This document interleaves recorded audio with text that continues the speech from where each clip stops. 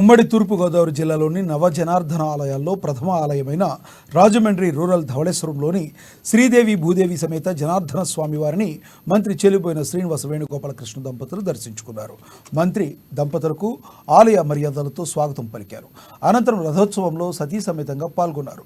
హిందువులకి అత్యంత పవిత్రమైన రోజు భీష్మ ఏకాదశి అని ధవళేశ్వరం నుంచి కోటిపల్లి వరకు నవజనార్దన స్వామి ఆలయంలో ప్రథమ ఆలయ ధవళేశ్వరం ఆలయం అన్నారు.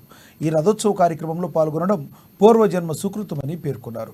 ప్రజలకి మంచి జరగాలని శ్రీ జనార్దన స్వామి వారిని కోరుకున్నట్లు మంత్రి తెలిపారు.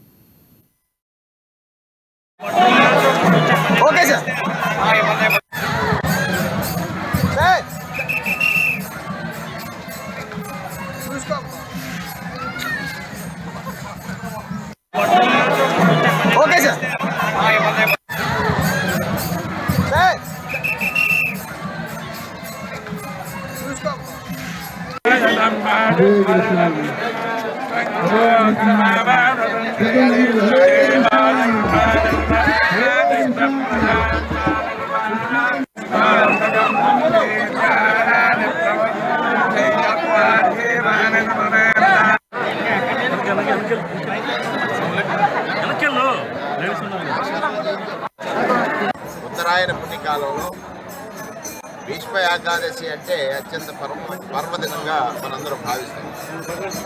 ఈరోజు మాధవుడు రథస్థుడై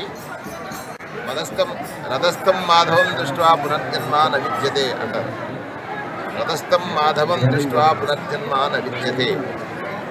భీష్మ ఏకాదశి నాడు నవజనార్దన క్షేత్రాలలో ప్రథమ క్షేత్రమైనటువంటి ఇక్కడ నుండి కోటిపల్లి వరకు 9 ఆలయాలు జనార్దన ఆలయాలు ఉంటే ప్రథమ జనార్దనుడు ధవళేశ్వరంలో వేయించేసి ఉన్నారు.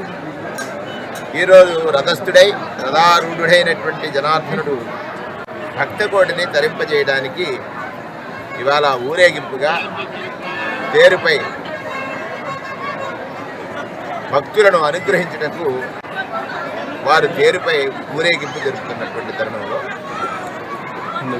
వైష్ణవ సాంప్రదాయానుసారం మరొకసారి రథస్థం మాధవం దృష్ట్వా పునర్జన్మ న విద్యతే అనేటువంటిది అంటే ఈ క్షేత్రంలో అరెస్ట్వేల్ తూర్పుగోదావరి జిల్లాలో అంతర్వేది కానీ జనార్దన క్షేత్రమైనటువంటి ధవళేశ్వరం